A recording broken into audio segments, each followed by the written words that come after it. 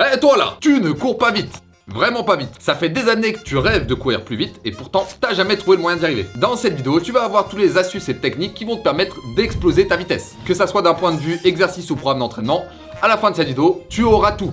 Ces astuces sont classées par pourcentage d'efficacité. Plus vous allez avancer dans la vidéo, et plus ces astuces et techniques auront de chances de marcher sur vous. Donc restez bien jusqu'à la fin. Enfin bref, j'espère que vous êtes prêts parce que ça commence maintenant. L'Ixon!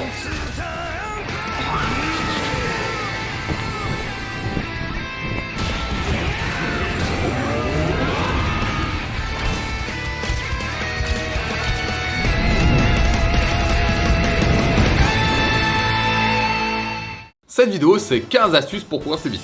Donc vous allez avoir tous les entraînements, les exercices autour de la course. Mais si vous voulez vraiment qu'on vous mâche le travail, qu'on vous fasse un programme d'entraînement tout fait, alors mettez un maximum de pouces bleus pour avoir un centre télécom lié au sprint. Par exemple, le centre télécom Senna. Et Shield 21, je ne dis rien.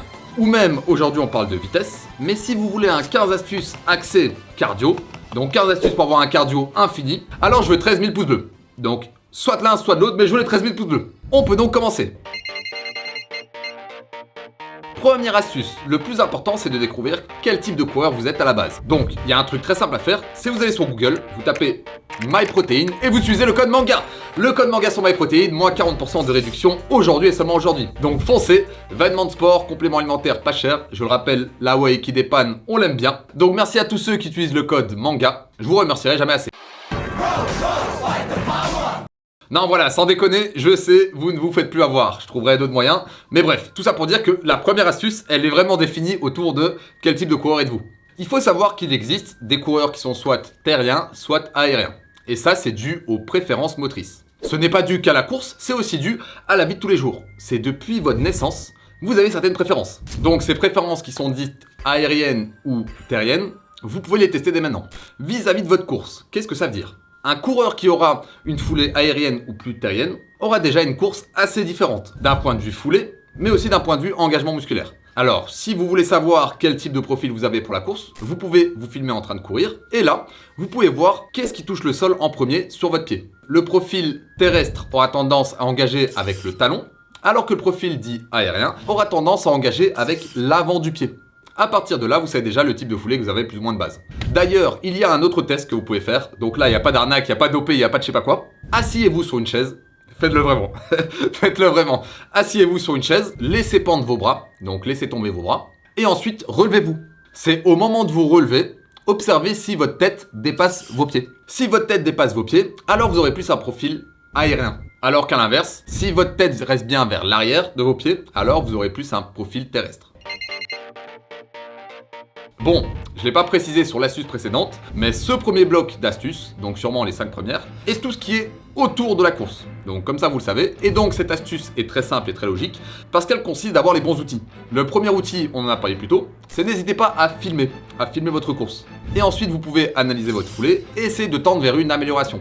Que ça soit au niveau de l'angle du bassin, l'écartement des jambes, la foulée, etc. Il y a plein de détails qui varient, je vous invite à les regarder. Je vous en mets quelques-uns à l'écran. Ensuite, un autre outil qui est essentiel pour la performance de vitesse, c'est le chronomètre. Donc n'hésitez pas à acheter un petit chrono à 2 € et utilisez-le pour chronométrer. Et dernière chose qui est un peu gadget mais qui peut avoir son utilité, n'hésitez pas à avoir une montre qui vous indiquera votre BPM, vos battements de cœur par minute, ce qui vous permettra de voir dans quelle intensité d'effort vous vous situez. Vous vous en doutez, un des points essentiels à votre course, à votre vitesse, à votre sprint, c'est votre pied. Alors si vous partez déjà avec une mauvaise base, c'est-à-dire votre chaussure, vous êtes foutu, que ce soit d'un point de vue performance ou que ce soit d'un point de vue santé, prévention.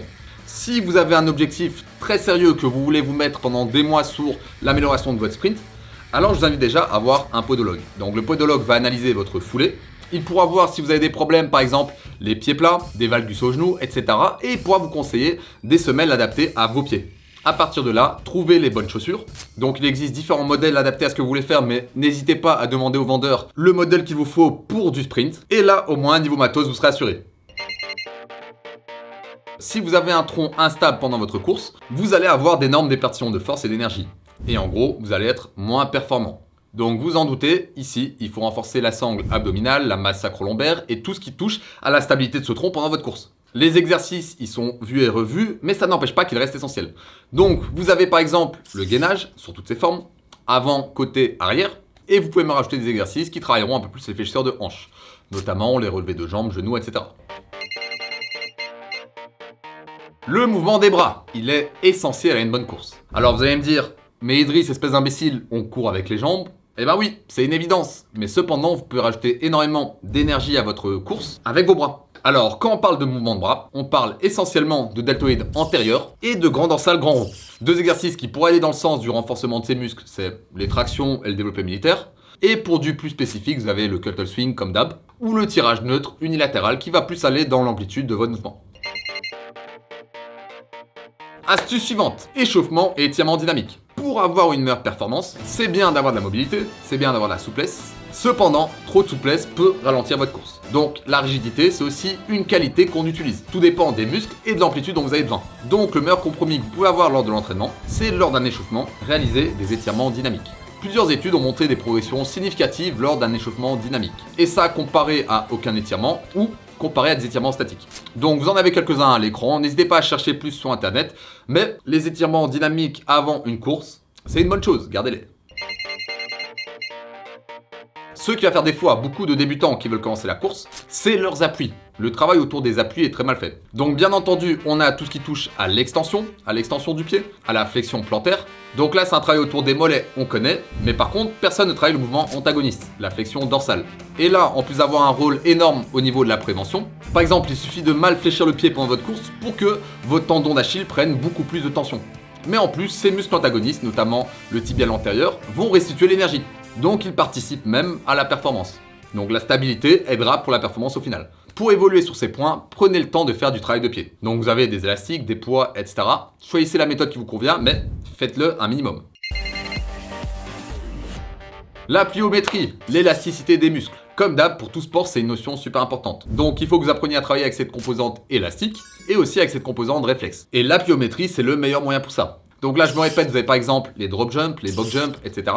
Mais pour aller dans le plus spécifique, vous pouvez même faire des sauts à haie. Et pour aller plus loin, vous pouvez même rejoindre le point précédent, donc les appuis, avec du travail à la corde à sauter. Donc vous avez la corde à sauter classique, mais vous avez le sprint à la corde à sauter, qui est beaucoup plus intéressant, qui rejoint un peu plus le mouvement que vous allez faire. Et si vous voulez aller encore plus loin, vous avez alors les doubles sauts. Si vous avez le niveau de le faire, faites-le, c'est super intéressant.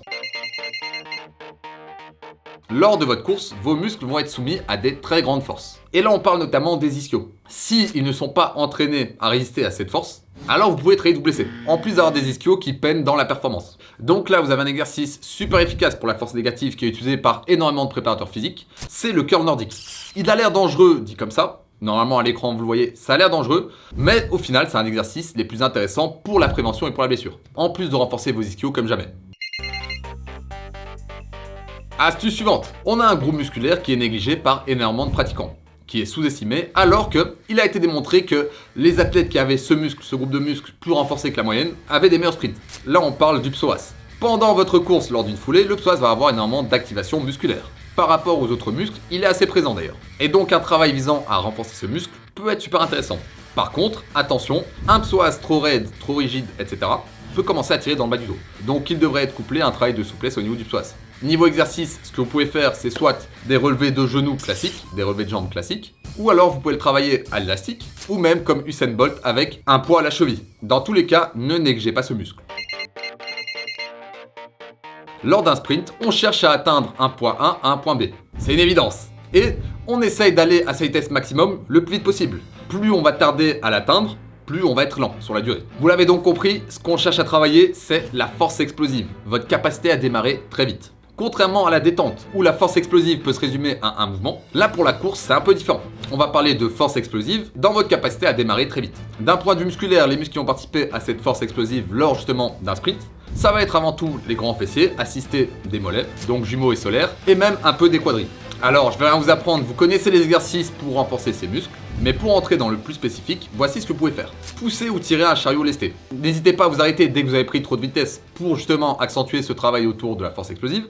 À côté de ça, vous pouvez faire des sessions de sprint très courts, vraiment très courts, et pour aller plus loin, vous pouvez les faire en pente. La course en pente, en plus de rajouter de la résistance et de la difficulté, va vous demander de courir dans une position plus similaire à celle du démarrage. On le redit et on le redit, la puissance. Combien de fois je vais le dire? Combien de fois je vais faire la référence à Trunks? Trunks qui était trop fort, mais pas assez rapide, du coup il n'était pas assez puissant. On connaît la ref. Alors, pour entraîner votre puissance liée au sprint, vous avez plusieurs façons.